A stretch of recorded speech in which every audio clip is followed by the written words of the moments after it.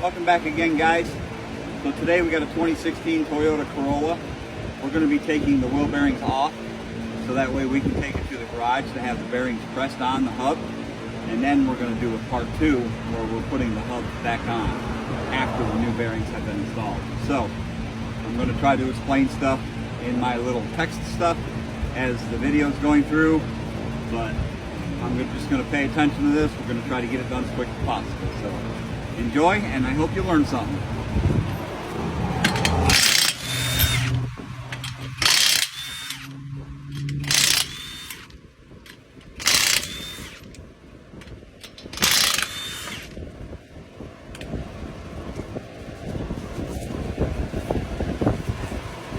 Always get the tire off. Steering wheel's locked. Of course, this is on here.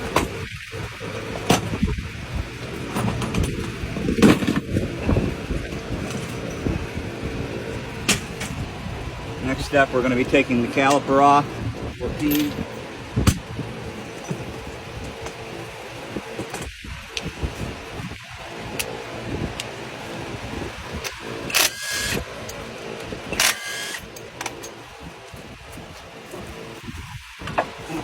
Out of the way. Make sure it doesn't fall down so it breaks the line. Pull your brake pads off. Them out of the way.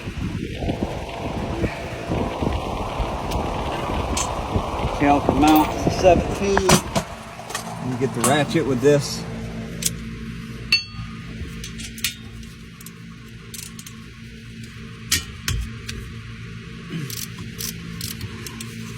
A lot of times when you loosen these, the bolts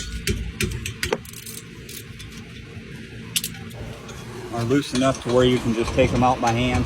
Do both hands at the same time, just do a little bit of speed. Get that out of the way.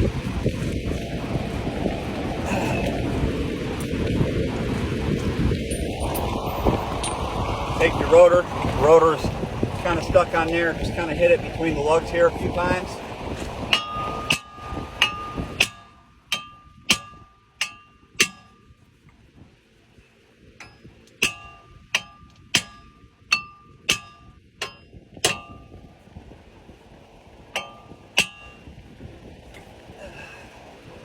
Going to be one of them ones that, there we go. All right, let's see here. You're going to have to take this socket off right there. This is a 30 millimeter.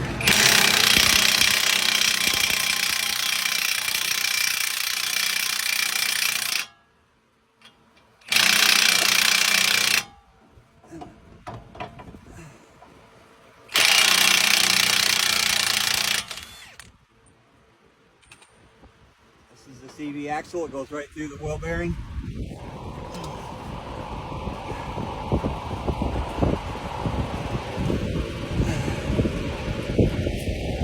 The cotter pin for the castle nut that's on top of the tie rod, because we're going to take that off too.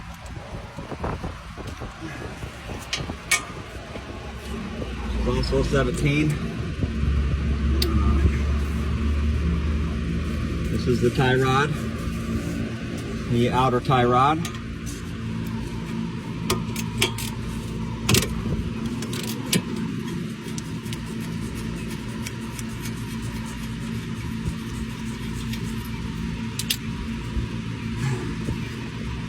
Now a lot of times what you do is you hit this little knuckle right here with a hammer, and that tie rod will pull right out.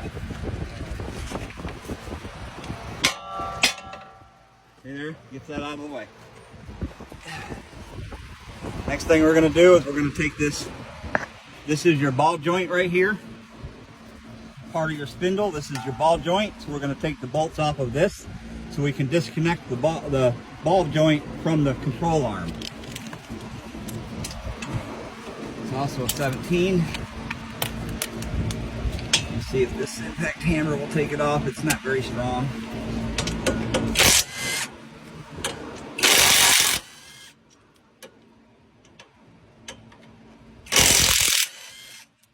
Perfect. Pull that out. Now you get that axle out of the way. And by the way, if you ever need to do a CV axle replacement, everything that I just did, you have a special tool also. This thing is really starting to. You have a special tool. Sometimes you can just pull them to detach the axle from inside the transmission, but you want to have the new one in place because you will lose a little bit of transmission fluid when you pull this out. And then you just pop the new one back in and do everything that I just did in reverse. So now we're going to go ahead and look at the back of this here.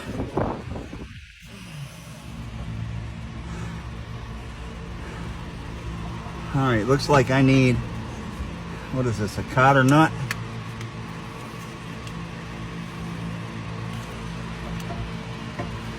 Now it looks like this is pressed into the spindle.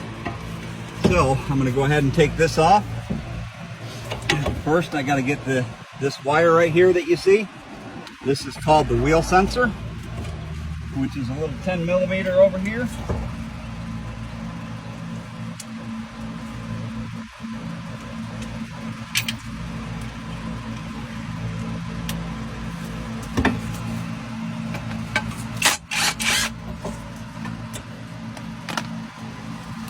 There's your speed sensor. Get that little guy out of the way, don't want to break that. Kind of tuck that in there somewhere. Let's see if this is there. I need an extension. Throw an extension on this so we can take these bolts off. Which I don't think is going to be very necessary at this present time without that wheel bearing on there. Yeah, that wheel bearing is pressed, so they're going to have to take the whole spindle. The whole spindle. Let's see if that's the right size. That ain't the right size. That's the right size.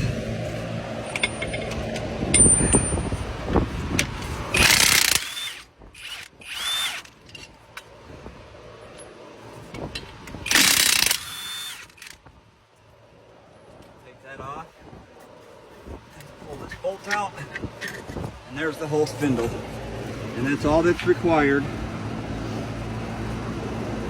to doing that. That bearing looks like it's pressed in there, so even if I got that key out of there. So anyways, that's how you get to your wheel bearing. This is a pressed in wheel bearing. We're going to take this key out of here and try to pop it out of the spindle, but either way it's going to the shop to get pressed in, so that way it's done properly. I don't have a press here, so that's all there is to it. Part 2 coming for putting it back together.